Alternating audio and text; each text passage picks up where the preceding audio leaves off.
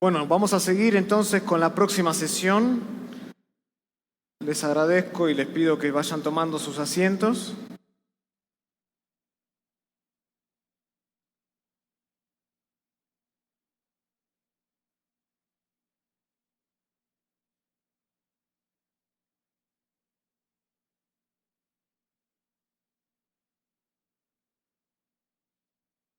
Esta sesión la he titulado La batalla por la Biblia.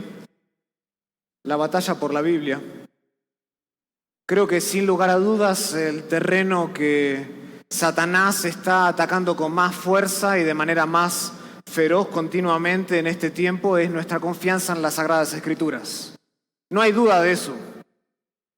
Hoy en día, la batalla por la Biblia se extiende a lo largo y a lo ancho de nuestra cultura y se pelea ferozmente en muchos frentes, ya sea en la escuela, ya sea en el trabajo, e incluso en alguna de nuestras casas, propias casas. La batalla por la Biblia es feroz. Y esto va de las manos con el secularismo y el posmodernismo del cual hablamos anteriormente. Ahora, a pesar de que la palabra de Dios está siendo atacada ferozmente y de manera continua, nosotros sabemos que la palabra de Dios resistirá cualquier tipo de ataque contra su veracidad y autoridad final, porque tanto Isaías capítulo 40, versículo 8, al igual que 1 de Pedro 2 o 1 de Pedro 1, versículo 25, dice que la palabra de Dios permanece para siempre. Entonces no importa la cantidad de ataques o cuán feroces sean los ataques contra la veracidad y la autoridad final de la Biblia, la palabra de Dios siempre resistirá. Thomas Watson lo dijo de esta manera: el diablo y sus agentes han estado soplando a la luz de la Escritura, pero nunca pudieron prevalecer para apagarla, lo cual es una clara señal de que la Biblia fue iluminada desde el cielo. Y claramente el diablo y sus agentes han estado tratando de soplar y de apaciguar y de extinguir la llama de la luz de la Escritura, pero no pueden porque se origina en Dios. Es la palabra de Dios y permanece para siempre. Y aunque es cierto que la palabra de Dios permanece, Satanás es persistente, ¿no es así? Satanás es persistente y busca descarrilar muchas veces a los creyentes cuya fe está inestable, es frágil, e incluso disuadir a los incrédulos en cuanto a considerar las afirmaciones de la Biblia como si fuesen realmente verdaderas. Y para hacer Satanás y sus secuaces que sus ataques sean más sutiles, más efectivos en esta era de la cual estamos viviendo, sabemos que las fuerzas del mal se disfrazan como ángeles de luz y ministros de justicia. Esto es algo que Pablo nos recuerda, por ejemplo, en 2 de Corintios capítulo 11, dice versículo 13, porque estos son falsos apóstoles, obreros fraudulentos que se disfrazan como apóstoles de Cristo. Y no es maravilla porque el mismo ángel se disfraza como ángel de luz, así que no es extraño si también sus ministros se disfracen como ministros de justicia, cuyo fin será conforme a sus obras. O sea, Satanás y sus secuaces se disfrazan como ángeles de luz y se entremeten sutilmente en la iglesia. Es por eso que los ataques más peligrosos contra la Escritura no provienen de afuera de la iglesia, provienen de adentro de la iglesia. Provienen de adentro de la iglesia. La historia ha mostrado vez tras vez que la confianza en la Escritura ha sido cuestionada y negada casi de manera rutinaria por críticos que han introducido la iglesia, que se cuelan como una especie de terroristas espirituales y dejan a su paso una estela de destrucción inevitable en muchas iglesias. Estos son lobos vestidos como ovejas y son la amenaza más grande que hay para la iglesia. Otra vez, la amenaza contra la Escritura no viene de afuera de la iglesia, viene de adentro de la iglesia. Y a estos lobos se los debe evitar, se los debe exponer a toda costa. Y por eso quiero que me acompañen a 2 de Timoteo capítulo 3, Porque en 2 de Timoteo capítulo 3, si voy a leer rápidamente, Pablo provee una descripción de estos obreros fraudulentos que se meten, se introducen como terroristas espirituales con el fin de destruir la iglesia del Señor. 2 de Timoteo capítulo 3 dice así, versículo 1, también debes saber esto, Pablo le está escribiendo a su hijo espiritual en la fe, a Timoteo, dice que en los postreros días vendrán también tiempos peligrosos, porque habrá varones amadores de sí mismos. Y aquí empieza a describir Pablo a estos impostores espirituales. Y dice que son avaros, vanagloriosos, soberbios, blasfemos, desobedientes de los padres, ingratos, impíos, sin afecto natural, implacables, calumniadores, intemperantes, crueles, aborrecedores de lo bueno, traidores, impetuosos, infatuosos, amadores de los deleites más que de Dios, que tendrán, noten, apariencia de piedad, son perfectos para estar en el ambiente de la iglesia, pero dice, negarán la eficacia de ella. A estos, Pablo dice, evita a estos hombres, a estos impostores espirituales. Y por eso Pablo da esta descripción, porque él conoce algo que él ya había dicho en Hechos capítulo 20. Hombres que no perdonarán a la iglesia del Señor, que desde adentro se levantarán para destruirla. Ahora, lo que me llama la atención es que unos versículos después de hacer esta descripción detallada de estos impostores espirituales, Pablo complementa la descripción con una declaración determinante sobre la naturaleza de la Biblia. Y la pregunta que me surge cuando leo este pasaje es ¿por qué Pablo hace esto? ¿Por qué después de mostrar cuáles son las características de estos hombres, él nos da una declaración determinante sobre el libro de Dios? Y creo que la respuesta está en que el mundo en el cual habitamos no nos ayuda a nosotros a creer en la verdad que está contenida en 2 de Timoteo capítulo 3, del 16 al 17. El mundo en el que nosotros vivimos, que está plagado, contaminado del secularismo y el posmodernismo, no nos ayuda a confiar más en la Escritura. Al contrario, está buscando todo el tiempo que la comprometamos, que cuestionemos la integridad de la Biblia. Y Pablo, después de mostrar la descripción de estos insolentes, de estos hombres, estos impostores, terroristas espirituales, Pablo da esta descripción maravillosa de la palabra de Dios. Noten, 2 de Timoteo 3:16, lo conocen este pasaje, dice, toda la escritura es inspirada por Dios y es útil, dice Pablo, para enseñar, para redarguir, para corregir, para instruir en justicia, a fin de que el hombre de Dios sea perfecto, enteramente preparado para toda buena obra. Ahora, en el contexto nosotros sabemos que Timoteo ya era consciente de la naturaleza de la Biblia. Timoteo ya sabía estas cosas.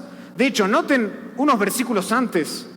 Pablo le dice a Timoteo en el versículo 14, pero persiste tú en lo que has ¿qué? En lo que has aprendido y te persuadiste, sabiendo de quién has aprendido y que desde la niñez has sabido las ¿qué? Las Sagradas Escrituras. Noten que no las llama las Escrituras solamente. ¿Podría haber dicho eso Pablo? Claro que sí. Pero él dice las Sagradas Escrituras, algo que él hace también en Romanos capítulo 2 cuando dice las Santas Escrituras. Porque Pablo sabe que este libro es diferente a cualquier otro libro jamás escrito por el ser humano. Y que comparte ciertos atributos que también tiene su autor final. Timoteo ya era consciente de la naturaleza de la Biblia. Timoteo ya sabía esto. Pero Pablo quiere que su confianza en la Escritura sea aún más profunda. Y por eso Pablo le repite y le describe la naturaleza de la Biblia en 2 de Timoteo capítulo 3, versículo 16. Y este pasaje es muy importante, por ahí ya lo escucharon predicados, pero es siempre bueno recordarlo, porque creo, hermanos, que es posible que nosotros sepamos mucho sobre la palabra de Dios. Que nos habramos incluso graduado de algún seminario, tenemos 1, 2, 3 certificados. Sabemos mucho acerca de la Biblia, puede ser incluso que enseñamos en un seminario, que hemos sido pastores por muchos años, pero siempre hacemos bien en volver a reflexionar sobre la naturaleza de la Biblia, porque el ataque contra la Biblia es implacable y el mundo en el cual vivimos no nos está ayudando en lo más mínimo a creer en ella. Y eso es lo que quiero que hagamos esta tarde. Hablábamos antes de la necesidad de apartar el armamento adecuado para la guerra espiritual en la cual estamos involucrados. Y ahora quiero que ustedes aprecien el arma que nosotros tenemos en nuestras manos. Este libro es diferente a todos, es único en naturaleza y merece que se lo estudie y merece un sermón aparte solamente y muchos más que describan por qué confiamos en este libro. Así que vamos a orar al Señor y pedirle que nos ayude en esta tarde. Querido Padre, venimos delante de ti y lo hacemos reconociendo nuestra propia debilidad, reconociendo nuestra dependencia de ti todos los días de nuestra vida, incluso para interpretar correctamente tu palabra. Padre, te ruego que en este momento nos ayudes a poder interpretar el texto. Que podamos maravillarnos ante la naturaleza de tu palabra, única en esencia. Tu palabra, la cual permanece para siempre y la cual es capaz de resistir a cualquier ataque feroz de Satanás y sus secuaces. Ayúdanos a apreciar, Señor, este armamento que tenemos en nuestras manos. Porque solo cuando este armamento se aprecia es cuando la iglesia de Dios lo utiliza de manera adecuada y tu iglesia es edificada a tu manera. Danos de tu gracia, Señor, lo pedimos todo esto en el nombre de Cristo Jesús. Amén. Vamos a reflexionar entonces en la naturaleza de la Biblia. Y en primer lugar quiero que vean lo siguiente. Pablo en 2 de Timoteo, versículo 16 del capítulo 3, lo primero que Pablo define es la naturaleza única de la Biblia. Ese es mi primer punto. La naturaleza única de la Biblia. Pablo dice, noten, 2 de Timoteo 3:16, toda la escritura es ¿qué? Es inspirada por Dios. Hasta ahí. Solo tenemos que ir hasta ahí. Y en tan solo 3 palabras en el texto original, Pablo aquí articula la doctrina de la inspiración plenaria y verbal de la Biblia. Solo en 3 palabras es suficiente para Pablo, para decirnos y explicarnos la inspiración plenaria y verbal de la Biblia. ¿Qué quiero decir con esto? La inspiración plenaria y verbal. Con esto quiero decir que Dios fue el que generó la creación divina perfectamente escrita de este libro en todo sentido. Él fue el que la originó. De Él viene. Él es la fuente. Él es el origen. No hay ninguna parte, no hay ninguna palabra de la Biblia que Dios no haya supervisado de manera infalible. La Biblia es todo lo que Dios quiso que fuera. Es todo lo que Dios quiso que fuera. Por tanto, la inspiración se extiende tanto a las palabras como a todas las partes. Eso es lo que queremos decir por inspiración verbal y plenaria. Verbal, todas las palabras. Plenaria, se ajusta a todas las partes. Ahora, en el texto original, la palabra que en la Reina Valera aparece traducida como todo, también se puede traducir como cada. De hecho, Santiago capítulo 1, versículo 17 es un buen ejemplo de eso. No necesito que vayan ahí para verlo. Cuando Santiago habla de todo don perfecto y toda buena dádiva viene del Padre de las luces, ahí la mejor traducción sería cada don perfecto, cada regalo viene de lo alto, del Padre de las luces. Por eso hay discusión al respecto. Algunos traducen esto como cada escritura es inspirada por Dios, pero en última instancia realmente no existe ninguna diferencia esencial en cuanto a la extensión de la palabra de Dios. Sea que lo traduzcan como cada, las cadas componen a todas las partes y las partes componen al todo. Así que toda la escritura, está diciendo Pablo, es inspirada por Dios, verbal y plenariamente. Y Pablo aquí, de manera enfática, lo que él está expresándole a Timoteo es que la totalidad de la Biblia, sin excepción alguna, es inspirada por Dios. Es de origen divino, viene de Él. Esa es la idea. Ahora, siempre han habido personas que dicen, sí, hermanito, yo creo en la Biblia, pero no creo que Adán y Eva sean los primeros padres de la humanidad. O yo creo en la Biblia, pero no creo que una serpiente sea capaz de hablar. Eso es solamente un mito y la Biblia se ajustó a la mitología de aquel tiempo. O creo, hermano, yo creo en Jonás, pero que estuvo encerrado en el vientre de un pez grande 3 días. Eso no lo creo tanto. Entonces siempre encontramos estas personas dentro de la iglesia que afirman que pueden entender toda la verdad de la Biblia, toda la verdad de estas historias, pero que no creen en la historicidad de estas historias. Bueno, déjenme darles la respuesta que le daría Pablo. Pablo dice, toda la Escritura es inspirada por Dios. Toda la Biblia es inspirada por Dios. No solo Juan 3:16. No solo los versículos que más nos gusten a nosotros o que más se acomodan a nuestra cosmovisión sofisticada de hoy en día, o los que sean menos desafiantes para nuestra interpretación bíblica. Pablo dice, toda la Escritura, plenaria y verbal, cada parte alcanza la totalidad de la revelación bíblica, incluyendo sus más pequeñas particularidades en las copias originales. Son de origen divino y Dios no se ha confundido, no es infalible su supervisión y es todo lo que Dios quiso que fuera. Incluso esas partes de Crónicas y de Números que son difíciles de entender, son todas inspiradas por Dios. Ahora, de poco sirve realmente afirmar la extensión de la inspiración de la Biblia, que es lo que estamos haciendo justamente, sin primero definir la doctrina de la inspiración. Noten aquí, Pablo dice, toda la Escritura es inspirada por Dios. Esa frase final es inspirada por Dios, es en realidad una sola palabra en griego, es una palabra compuesta como las tenemos nosotros, una palabra compuesta en español es una sola palabra que está compuesta de 2 palabras simples, ¿no es así? Baloncesto, una palabra que está compuesta de 2 palabras simples. Abrelatas es otra de esas. Bueno, esta es una sola palabra en griego, en la traducción tenemos que utilizar 3 palabras inspiradas por Dios.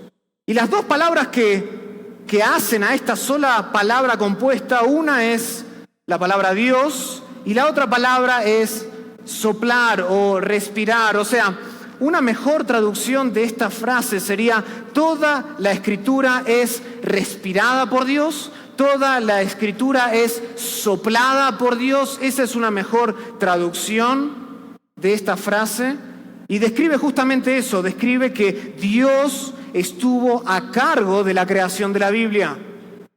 Describe la acción divina durante la creación de este libro. Acompáñenme rápidamente a 2 de Pedro. 2 de Pedro, capítulo 1. En este caso es Pedro hablando, movido por el Espíritu Santo, versículo 19, y dice, tenemos también la palabra profética más segura, a la cual hacéis bien en estar atentos como una antorcha que alumbra en lugar oscuro, hasta que el día esclarezca y el lucero de la mañana salga en vuestros corazones. Entendiendo primero esto, dice Pedro, que ninguna profecía de la Escritura es de interpretación privada, porque nunca, dice Pedro, la profecía fue traída por voluntad humana, sino, dice, que los santos hombres de Dios hablaron siendo inspirados por el Espíritu Santo. La Escritura no se origina, ninguna profecía, ninguna palabra que la Escritura contiene se origina últimamente en el hombre o ninguno de los autores que escribieron la Biblia, sino que es de origen divino. Dios es el autor, Dios es la fuente de toda la Escritura. Y esto es simplemente otra manera de decir que la Escritura es la palabra de Dios. Es simplemente otra forma de decir eso. Algo que de hecho Jesús hace, ¿se acuerdan? En Juan 10:35, noten esto. Juan 10:35. Pasamos de vista este pasaje tantas veces. Jesús aquí está defendiendo su deidad. Y acá está Jesús hablando, y en el versículo 35 noten lo que dice. Si llamó dioses a aquellos a quienes vino la ¿qué? la palabra de Dios. Y entre paréntesis, ¿qué dice? Y la Escritura no puede ser quebrantada. Noten lo que Jesús hace. Él juxtapone, pone al mismo lugar la palabra de Dios y la Escritura. Eso es inspiración. Eso es lo que afirmamos por inspiración. Que toda la Biblia contiene y es la palabra de Dios. Esto quiere decir que Pablo no inventó la doctrina de la inspiración. Ni así tampoco Pedro. Muy por el contrario. Pablo aquí en 2 de Timoteo capítulo 3, versículo 16, él simplemente está articulando la doctrina o la perspectiva que Jesús tenía sobre la Biblia. Eso es todo lo que está haciendo. No es un invento de Pablo. Noten esto. Acompáñenme a Mateo 5, el Sermón del Monte. Tal vez uno de los mejores sermones jamás predicados en la historia. Y en Mateo 5 Jesús dice, no penséis, versículo 17, que he venido para abrogar la ley o los profetas. Esa frase era usualmente conocida o interpretada. Lo que quería decir era que eso se refiere al Antiguo Testamento. No vine a abrogar el Antiguo Testamento, no he venido para destruirlo, sino para cumplir, dice Jesús. Porque de cierto os digo que hasta que pasen el cielo y la tierra, ni una jota ni una tilde pasará de la ley hasta que todo se haya cumplido. Noten la perspectiva alta que tenía Jesús sobre la Biblia. Dice, no he venido a abrogar ninguna de las partes, porque Jesús creía tanto en la ley como en los profetas. Él afirmaba la inspiración plenaria de la Biblia. Y después más adelante dice que no pasará ni una jota ni una tilde. Él afirmaba que la inspiración de las palabras, de los detalles, esa es la inspiración verbal. Pablo en 2 de Timoteo capítulo 3, 16 está articulando simplemente esa misma perspectiva elevada que Jesús tenía de la Biblia. Y si Jesús tenía esta perspectiva elevada de la Biblia, nosotros no podemos tener una perspectiva más baja que la que tuvo Jesús. Es tan simple como eso. Es tan simple como eso. Defendemos la inspiración de la Biblia porque no solo Pedro y Pablo la defendieron, porque Jesús tenía esta perspectiva. Y al definir Pablo en 2 de Timoteo 3:16 la naturaleza única de la Biblia, que este es un libro que se origina en Dios últimamente, Pablo además en este pasaje nos da la razón final por la cual nosotros también creemos en la inerrancia de la Biblia. ¿Qué es la inerrancia de la Biblia? Que no contiene error. No solo que se origina en Dios, pero Pablo también, al decirnos que se origina en Dios y que es única, nos está dando la razón por la cual nosotros afirmamos que no contiene error. Dicho en términos positivos, la Biblia siempre afirma la verdad y nada más que la verdad. O sea, nosotros confiamos que la Biblia no contiene errores porque en última instancia creemos que la Biblia proviene de Dios. Ese es nuestro argumento. Y cuando nosotros entendemos lo que la Biblia es decir, la naturaleza de la Biblia, entonces entendemos la calidad de perfección que tiene, su inerrancia. Cuando nosotros entendemos su inspiración, nosotros también, por default, por naturaleza, entendemos su inerrancia. Afirmamos que su veracidad absoluta, el hecho de que no contenga errores, está implicada en su naturaleza única.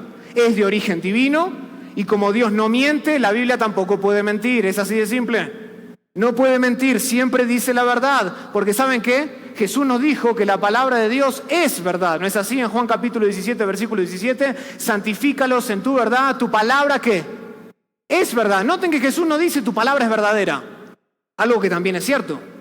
Dice tu palabra es verdad. Y hay una gran diferencia entre decir que algo es verdad y es verdadero.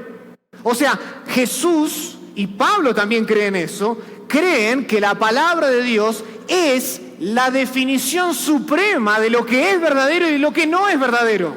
Esa es la palabra de Dios, es la verdad. Entonces, esto quiere decir para nosotros que toda afirmación de verdad que nosotros escuchamos en el mundo debe medirse a la luz de la Biblia, nunca al revés. Nunca al revés. Nosotros medimos todo y filtramos todo a la luz de la veracidad de la Biblia, porque es la norma suprema de verdad. Y nunca lo hacemos al revés. No empezamos con los fenómenos de la Escritura. No empezamos con, Génesis 1 y Génesis 2, como algunos hacen. Son dos distintos relatos que se contradicen entre sí. O los evangelios sinópticos, medio como que si no encajan, aquí se contradicen. No empezamos así. O no empezamos desde la ciencia hoy en día dice que el mundo tuvo que sufrir un proceso evolutivo de miles de millones de años para que lleguemos aquí. No empezamos así. Empezamos de la Biblia y después traemos eso y lo filtramos a través de la Biblia. Porque si nosotros empezamos al revés, nosotros eventualmente perderemos la confianza en la palabra de Dios y nos convertiremos en meros liberales. Eso es lo que pasará con nosotros. Y eso es lo que está pasando en muchos círculos académicos, donde se empieza a hacer demasiado énfasis en estas explicaciones de textos antiguos que no encajan con nuestra cosmovisión científica de hoy en día. Y empiezan al revés. Ese no es nuestro criterio, ese no es el criterio de Jesús, ese no es el criterio de Pablo ni el de Pedro. El criterio es comenzar y medir todas las afirmaciones a través de la palabra de Dios, porque la palabra de Dios es la norma suprema de verdad, porque se origina en Dios y Dios no miente nunca. Esa es la naturaleza única de la Biblia, pero Pablo hace más que solo afirmar la naturaleza única de la Biblia. Lo segundo que Pablo afirma en este pasaje es la naturaleza útil de la Biblia. Noten, Pablo dice, toda la Escritura es soplada, es respirada por Dios y es ¿qué? Útil. Útil para enseñar, útil para redarguir, útil para corregir, útil para instruir en justicia. Y noten aquí cómo la utilidad de la Biblia se desprende de su naturaleza única. ¿Qué quiero decir con eso? Porque la Biblia es la revelación divina perfectamente escrita en todo sentido, entonces como resultado tiene la Biblia una serie de beneficios que son esenciales para el cristiano, son esenciales para la iglesia. Y esto es lo que Pablo quiere decir aquí por la palabra que en la Reina Valera se utiliza o se traduce como útil. Útil. Evidentemente, y nosotros lo sabemos, la Biblia es mucho más que un libro beneficioso, es mucho más que un libro ventajoso. Hay muchos libros que son beneficiosos, ¿no es así? Hay muchos libros que son ventajosos para ciertas cosas, pero Pablo está yendo más allá de eso. Pablo no está solo afirmando que es beneficiosa la Biblia, que es ventajosa la Biblia. En el contexto, la idea es que la Biblia no solo es ventajosa, la Biblia es importante y es confiable. Y esas dos palabras son muy distintas, afirman dos cosas muy diferentes. Escuchen, decir que la Biblia es importante no exige mucho de la Biblia realmente. No exige mucho de la Biblia. No le reclama lo suficientemente a la Biblia por su naturaleza única. Si alguien, por supuesto, viene, imagínense, si alguien viene y me dice, che, Lucas, tal vez no me lo diga con el che. Oye, Lucas, si alguien me dice, ¿sabes qué? La gasolina es importantísima para el funcionamiento del motor del auto. La verdad que no pensaría que esa persona es extremadamente brillante, ¿ok? Su afirmación es cierta, pero la realidad es otra. La realidad no es que la gasolina es importante para el funcionamiento del vehículo. La gasolina es mucho más que importante. La gasolina es esencial para el motor. El motor no puede funcionar sin la gasolina. De la misma manera, hermanos, la Biblia no solo es importante, hay muchos libros importantes y hay muchos libros útiles y muchos libros ventajosos. La Biblia es mucho más que eso. La Biblia es esencial para el creyente. Es esencial para el cristiano, es indispensable para nosotros porque produce una serie de beneficios esenciales. Y una mirada más detallada a cada uno de estos 4 beneficios pone en relieve la necesidad que nosotros tenemos de depender de la palabra de Dios todos los días de la Biblia, no solo el domingo por la mañana. No solo el domingo por la mañana. Noten lo que dice la Biblia. La Biblia es indispensable, ¿para qué? Para enseñar. Ese es el primer beneficio. En el original, literalmente, Pablo dice, es útil para la enseñanza. Pablo no usa un verbo, Pablo usa un sustantivo. Y esto es importante. A primera instancia no puede parecerlo, pero al Pablo decir que la Biblia es indispensable para la enseñanza, Pablo, el énfasis de Pablo no está en el proceso, no está en el método, el énfasis de Pablo está en el contenido de la enseñanza. Y lo que está diciendo Pablo aquí es que la Biblia es el único elemento válido para impartir la verdad de Dios. ¿Por qué? Porque al final del día es la verdad de Dios. Es el único elemento válido. De ahí que más adelante, en este mismo contexto, noten, en el capítulo 4, versículo 1, Pablo dice, te encarezco delante de Dios y del Señor Jesucristo que juzgará a los vivos y a los muertos en su manifestación y en su reino, que prediques ¿qué? La palabra. De ahí viene la insistencia de Pablo en predicar la palabra a tiempo y fuera de tiempo, porque no hay otro elemento válido debajo de la tierra por lo cual nosotros podamos conocer la verdad de Dios. Solo la palabra de Dios es la única fuente válida, segura, eficaz para enseñarnos a nosotros cómo vivir vidas agradables delante de un Dios santo. Es el primer beneficio. El segundo beneficio, noten, que la Biblia también es útil, no solo para la enseñanza, sino también ¿para qué? Para redarguir. Para redarguir.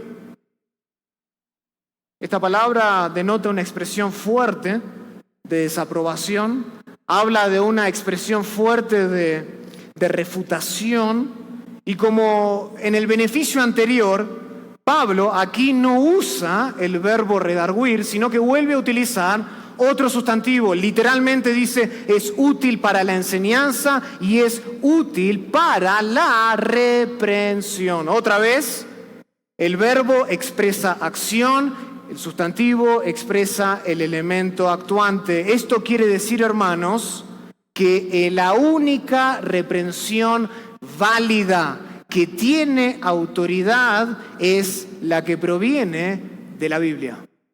La única reprensión válida es la que tiene autoridad y proviene de la Biblia. Acompáñenme a Hebreos.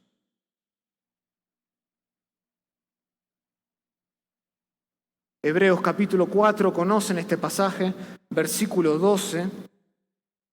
Dice así, porque la palabra de Dios es viva, es eficaz y más cortante que toda espada de dos filos, y penetra hasta partir el alma y el espíritu, las coyunturas y los tuétanos, y discierne los pensamientos y las intenciones del corazón. Y escuchen, y no hay cosa creada que no sea manifiesta en su presencia. Antes bien, todas las cosas están desnudas y abiertas a los ojos de aquel a quien tenemos que dar cuenta.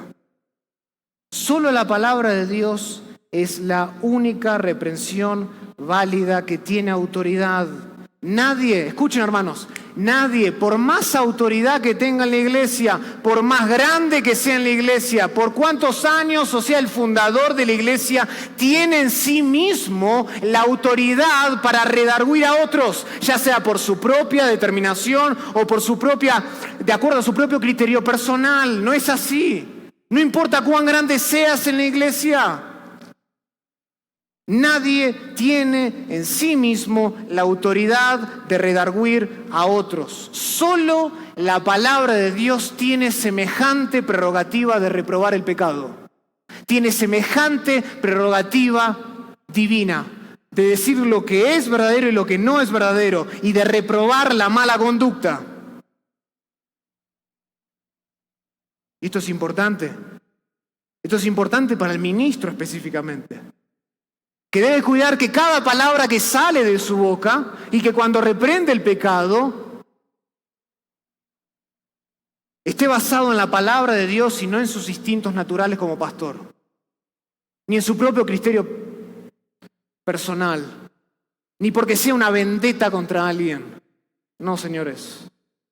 Solo la palabra de Dios tiene la prerrogativa divina para reprender el pecado, nadie más. En tercer lugar, noten que la Biblia no solo es útil para enseñar, útil para redarguir. En tercer lugar, dice que Pablo que la Biblia es útil ¿para qué? Para corregir. Y esto es simplemente el beneficio positivo de la palabra anterior. Es decir, la reprensión muestra el pecado, la corrección, ¿qué es lo que hace? Restaura a la persona. Se refiere a eso, se refiere a la restauración que viene después de la reprensión. En la consejería no solo terminamos como hemos reprendido a una persona de su pecado, debemos restaurarla después de eso. Es muy fácil reprender a todos de pecado. La Biblia nos llama también a restaurar a las personas, incluso a aquellos que se desvían. Se refiere a eso. Es ese restablecimiento al camino correcto. Y Pablo dice aquí que solo eso es posible mediante el uso de la palabra de Dios, no de tus propias ideas, ni de tus propios chistes, ni tus propios consejos personales, ni tus propias vivencias. Solo la Biblia es el único elemento que puede restaurar a una persona que se ha descarriado en su propio pecado y traerla al camino de la vida, al camino que agrada a Dios. Noten lo que hace Pablo en Efesios capítulo 4. Pablo en Efesios capítulo 4 dice, versículo 20, mas vosotros no habéis aprendido así de Cristo, si en verdad le habéis oído y habéis sido por él enseñados conforme a la verdad que está en Jesús. Dice Pablo en el versículo 22 de Efesios 4, en cuanto a la pasada manera de vivir, despojaos, dice, del viejo hombre que está viciado conforme a los deseos engañosos y ¿qué? Y renovaos en el espíritu de vuestra mente y vestíos del nuevo hombre creado según Dios en la justicia y en la santidad de la verdad. Noten lo que hace Pablo. Después de reprender y decirles que se han despojado del viejo hombre, dice, ahora viene la corrección, renuévense, dice, en el espíritu de vuestra mente, vístanse del nuevo hombre creado según Dios. Pablo era consciente de esto, que después de la reprensión debe venir la restauración. Y por último, noten el cuarto beneficio de la palabra de Dios. Toda la Escritura es soplada por Dios y es útil para la enseñanza, para la reprensión, para la corrección y el último dice para instruir en justicia. Y aquí por cuarta vez, yo sé que en la Reina Valera son 4 verbos, pero ninguno de ellos es un verbo en el original. Pablo vuelve a usar un sustantivo, que en este caso tiene que ver con el entrenamiento. Tiene que ver con la formación de un niño. Esta es la misma palabra que se usa en Efesios capítulo 6, versículo 4, cuando está hablando a los padres y los hijos, esa relación. De esta palabra en griego nosotros derivamos nuestra palabra pedagogía. Tiene que ver con la instrucción, la formación de un niño. Y acá Pablo nos afirma que la Biblia es el único instrumento adecuado para educarnos en la justicia que Dios demanda de nosotros, en la vida que Dios demanda de nosotros. Esto quiere decir que la Biblia nos muestra cómo debemos poner en práctica sus enseñanzas y lo hace por medio de ilustraciones, lo hace de ejemplos específicos, por medio de ejemplos específicos. De hecho, si tienen todavía abierto en Efesios 4, noten lo que hace Pablo después.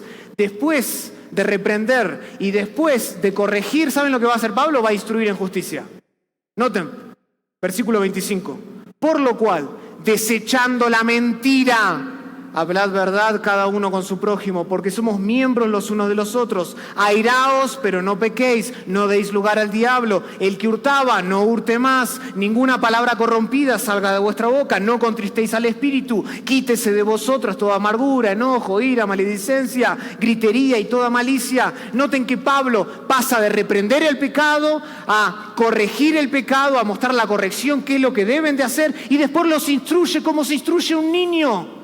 con ejemplos concretos y específicos. Eso es lo que hace la Biblia. La Biblia está llena de elementos, de ejemplos concretos, de ilustraciones que nos sirven a formar la próxima generación, a entrenar al creyente para una vida que le agrada a Dios.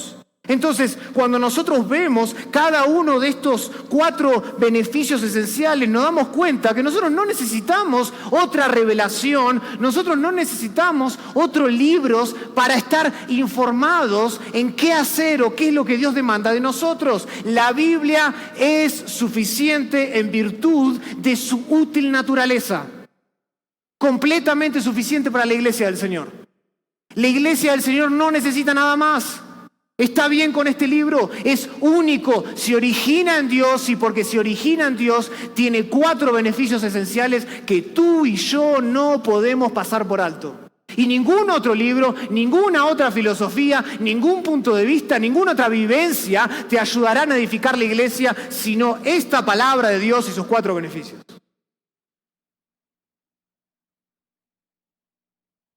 Por último, y me encantaría estar más tiempo aquí, pero me están cortando el tiempo. Me han dicho que hable un poquito menos. En tercer lugar, noten que Pablo describe no solo la naturaleza única de la Biblia, no solo la naturaleza útil de la Biblia, Pablo describe la naturaleza última de la Biblia. La naturaleza última de la Biblia, noten lo que dice la Escritura. Toda la Escritura es soplada, es respirada por Dios, Él es la fuente, es el originador de la Biblia. Y es útil para la enseñanza, para la reprensión, para la corrección, para la instrucción en justicia, a fin de que el hombre de Dios sea perfecto, enteramente preparado para toda buena obra. Noten aquí, Pablo con esas palabritas al principio, a fin de que nos muestra cuál es el propósito definido por Dios para la Biblia. ¿Cuál es el propósito final? ¿Cuál es el propósito último por el cual Dios nos dejó la Biblia? Es para esto, para que nos equipe para la vida cristiana. Es el objetivo final, es el objetivo último. Y es cierto, nosotros sabemos que la Biblia es lo suficientemente poderosa para darnos salvación, ¿no es así? Para darnos la sabiduría necesaria para alcanzar la salvación que es por la fe en Cristo Jesús. De hecho, Pablo, 2 versículos antes, afirma eso. En el versículo 15, él dice, y que desde la niñez has sabido las Sagradas Escrituras, las cuales, noten, está hablando de las Sagradas Escrituras, te pueden hacer sabio para alcanzar la salvación que es por la fe en Cristo Jesús. Sí, la Biblia es lo suficientemente poderosa para hacer eso. Pero su objetivo final es mucho más grande que eso. Su objetivo final es mucho más que nuestra justificación. Pablo señala que la Biblia también nos prepara para una vida de santificación. No solo para alcanzar la justificación, sino también para alcanzar una vida y vivir una vida de santificación. Y escucha esto, creyente, cristiano hoy en día. Entre tu conversión y tu glorificación, vivirás entre la justificación y la santificación todos los días de tu vida. Ese es el entorno y la Biblia se desempeña en ese ámbito. Te ayuda a vivir una vida agradable ante los ojos de Dios. Eso es lo que hace. Para eso Dios nos dejó la Biblia. No solo para alcanzar la conversión, una posición justificada delante de Dios, sino para enseñarnos, para instruirnos, para formarnos en cómo vivir vidas agradables delante de Dios todos los días hasta aquel día final que alcancemos la glorificación. O sea, la Biblia establece el camino para la salvación. Nos dice que no podemos confiar en nosotros mismos, sino en Cristo Jesús. La Biblia nos dice que somos justificados por medio de nuestra fe en Cristo, no por nuestras obras. La Biblia es clara en eso. Pero Pablo también hace la siguiente afirmación. Noten en Efesios capítulo 2, versículo 8. Pablo dice, porque por gracia sois salvos por medio de la fe. Y esto no de vosotros, pues es don de Dios, no por obras para que nadie se gloríe. Porque, el versículo no termina ahí, porque somos hechura suya, creados en Cristo Jesús, para buenas obras, las cuales Dios preparó de antemano para que anduviésemos en ellas. Es decir, Pablo nos dice que no somos salvos por medio de nuestras obras, pero somos salvos para buenas obras. Somos salvos para buenas obras. Esto es algo que Pablo enfatiza muchísimo en el libro de Tito, repetidamente. Dice que el cristiano debe ocuparse de buenas obras no para alcanzar la salvación, sino justamente para evidenciar que ha habido una transformación dentro de su corazón. Un pueblo celoso de buenas obras, dice Pablo en Tito.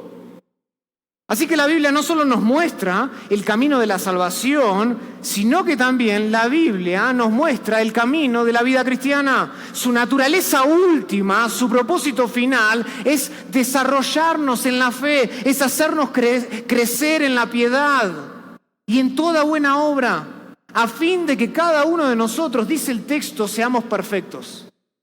A fin de que el hombre de Dios sea perfecto. Ahora, la palabra en el original no tiene que ver tanto con un estado de perfección, sino con un estado de aptitud, para que nosotros seamos aptos para vivir vidas agradables delante de Dios. Y ese es el punto de Pablo. Pablo está diciendo que la Biblia nos fue dejada y nos fue dada y tiene la capacidad para que nosotros podamos vivir vidas que agraden a Dios y que satisfagan las exigencias de Dios. Este es el propósito final de la Biblia. Y por consiguiente, si este es el propósito final de la Biblia, y la Biblia fue dejada para que nosotros podamos crecer en nuestra vida cristiana, esto quiere decir que también es el propósito final de todo creyente. El propósito de todo creyente, de toda nuestra vida, debe ser de agradarle a Dios. Esa debe ser tu ambición y la mía. No hay mayor ambición que esta, que vivamos para Él, que le traigamos deleite a Dios. Y la palabra de Dios nos fue dada justamente para conformarnos a la imagen de Cristo. Para eso fuimos salvados, fuimos predestinados para ser hechos conformes a la imagen de Cristo. Ese es el propósito final. Y para eso nos fue dejada la Biblia. Para mostrarnos la verdad y mostrándonos la verdad, indicarnos cómo vivir vidas agradables delante de un Dios santo. Quiero terminar con lo siguiente. Creo que todos estamos de acuerdo, deberíamos estar de acuerdo en esto por lo menos. Creo que todos estamos de acuerdo en que la herejía conduce a la impiedad, ¿no es así? La falsa enseñanza, la mentira, incluso la media verdad, eventualmente dirige a uno ¿a dónde? A una vida de desenfreno, a una vida de inmoralidad, a una vida de impiedad. Lo hemos visto suceder en la historia y de hecho lo vemos en la Escritura, precisamente en el capítulo anterior de 2 de Timoteo, capítulo 3. Si ustedes ven, en el capítulo 2, Pablo, después de decirle a Timoteo que procure con diligencia hacer todo lo posible para presentarse delante de Dios aprobado, como obrero que no tiene de qué avergonzarse, que utiliza bien o correctamente la palabra de verdad, porque ese es el armamento adecuado para batallar en esta batalla o esta guerra espiritual. Después de eso, noten lo que dice, versículo 16 de 2 de Timoteo 2. Mas evita profanas y vanas palabrerías. Evita toda la falsa enseñanza. ¿Por qué? Porque la herejía conduce, dice, más y más a la impiedad, y su palabra carcomerá como la arena, de los cuales son Himeneo y Fileto, que se apartaron de la verdad, diciendo que la resurrección ya se efectuó, y trastornaron la fe de algunos. Ciertamente, la herejía, la mentira, conduce a la impiedad. Pero a menudo no recordamos que esto también funciona de la otra manera. Esto funciona también de la otra manera. ¿Y qué quiero decir? Lo que quiero decir es que a veces la impiedad conduce a la herejía. No solo la herejía conduce a la impiedad, esto también funciona al revés. La impiedad conduce muchas veces a la herejía, y esto funciona mucho con el uso de la palabra de Dios y nuestra perspectiva de la palabra de Dios. Y yo veo a muchas personas y tengo amigos que han pasado por el seminario, gente que he conocido, que están cambiando su posición de la doctrina de la inspiración verbal y plenaria de la Biblia. ¿Para qué? Con el fin de acomodar su propia inmoralidad, con el fin de acomodar la inmoralidad que quiera permitirles a otros. Y he visto ejemplos de hombres en donde la impiedad los ha llevado y conducido a la herejía y se han apartado de la verdad completamente. Y la maldad los ha llevado, ¿saben a qué? A una baja perspectiva de la Biblia. Su propio pecado, su propia impiedad, su propia inmoralidad los ha llevado a rebajar los estándares divinos, a tener una perspectiva más baja que la que tuvo Jesús. Y es precisamente ahí donde puede estar la tentación para nosotros. Nosotros podemos pensar, ¿sabes qué, Lucas? Yo soy un graduado del seminario de Masters, soy un graduado del seminario Palabra de Gracia. Lucas, te confundes. Yo nunca dejaré de creer en la inspiración, en la autoridad, en la inerrancia y en la suficiencia de las Escrituras. Pero déjame decirte algo esta mañana o esta tarde. Si nosotros en algún momento dejamos que nuestro corazón empiece a amar a algo o a alguien más que al Dios de la Biblia, estamos solo a un paso de abandonar la Biblia y alejarnos de la fe.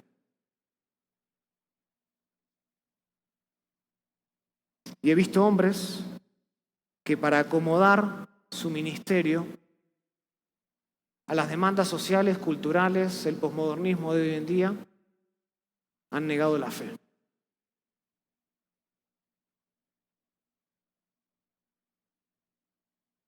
Hermanos, no nos limitemos simplemente a aferrarnos a la Biblia sin amarla. Y hoy muchos predican la palabra, creen en la palabra, se aferran a una declaración doctrinal sobre la palabra, pero no aman la palabra. Nosotros tenemos que ser como el salmista, en el Salmo 119, versículo 97, que dice: oh Jehová, cuánto amo yo tu ley. Todo el día es ella mi meditación. Tenemos que mantener la Biblia en lo que amamos y en el modo en que vivimos, de modo que nosotros podamos oponernos con éxito a los ataques de Satanás y sus secuaces. Ama la Biblia. Ama la Biblia. Ama este libro que es único. Porque la palabra de Dios otra vez está siendo atacada implacablemente y sin tregua en muchos frentes. En tu trabajo, en tu casa tal vez, en las escuelas, en los diarios. El aire que nosotros respiramos en este mundo es tóxico. Donde quiera que miramos, cualquier noticia que abrimos en nuestros celulares, hay agresiones concretas y directas contra la naturaleza única de la Biblia. E incluso esto lo vemos, ¿saben dónde? Adentro de la iglesia. La batalla, hermanos, por la Biblia es una batalla de la cual no podemos retroceder, porque en última instancia es un ataque contra la integridad del autor, es un ataque contra la integridad de Dios mismo. No podemos rendirnos ante esta batalla de la Biblia. No perdamos nuestra confianza en la palabra de Dios, que lleva el sello inconfundible de autoridad divina. Hagamos uso de la Biblia siempre, porque es absolutamente esencial para enseñar lo que es correcto, para redarguir de lo que no es correcto, para corregir cómo ser correcto e instruir en justicia en cómo permanecer correcto. Amemos la Biblia, hermanos. Amemos la Biblia, porque cuanto más amamos la Biblia, más capacitados estamos para hacer la obra de Dios y menos tentados nos vemos para vivir una vida de impiedad. Ama la Biblia. No solo afirma una declaración sobre la Biblia. Oremos al Señor. Querido Padre, te damos gracias por tu palabra. Gracias porque tu palabra es única, sin igual. No hay otro libro que se asemeje a este.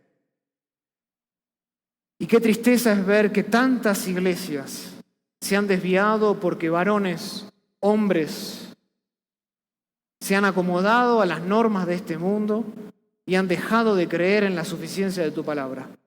Y para acomodar su propia inmoralidad y sus deseos carnales, han rebajado la perspectiva que tienen de tu palabra, Señor. Guarda nuestros corazones del engaño. Guarda nuestros corazones de no ver o no tener una perspectiva más baja de este libro que la que tuvo Jesús, que la que tuvo Pablo, que la que tuvo Pedro. Crea en nosotros un amor gigante, ferviente por tu palabra, que podamos defenderla todos los días de nuestra vida. Porque al defender tu palabra, defendemos tu integridad. Te amamos, Padre. Y gracias por este armamento que nos has dejado para batallar en esta guerra espiritual. Qué hermoso es tu palabra. Lámpara es a nuestros pies. Es la que ilumbra nuestros caminos y la que nos protege de no caer en pecado. Lo pedimos todo esto en el nombre de Jesús.